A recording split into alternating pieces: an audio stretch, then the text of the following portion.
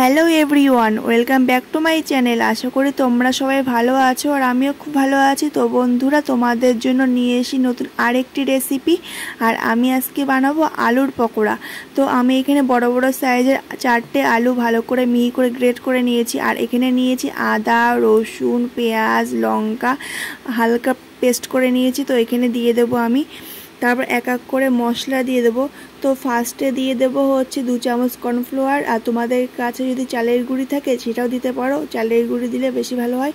তারপর দেবো বেসন আর দেবো লঙ্কার গুঁড়ো, একটু বেশ ঝাল ঝাল হবে, বেশ খেতে ভালো লাগবে। তারপর দেবো স্বাদ মতো লবণ আর একটুখানি হলুদের গুঁড়ি। তারপর ভালো করে মাখিয়ে নেব। তো বন্ধুরা, এই দেখো মাখিয়ে নিয়েছি। তোমরা জল দেবে না, জল ছাড়াই ভালো করে মাখবে। আলু থেকে যে জলটা বেরোয় না, ওইটাতেই হয়ে যাবে। তো এইভাবে মাখিয়ে নেবে। তারপর তেল গরম করে এক এক করে লাল লাল করে পকোড়াগুলো ভেজে নেব। আর তোমরা বাড়িতে একবার হলেও আমার এই রেসিপিটি ট্রাই করো। সবাইকে এরকম লাল লাল আলুর পকোড়া করে খাওয়াবে, দেখবে সবাই খুব ভালো বলবে।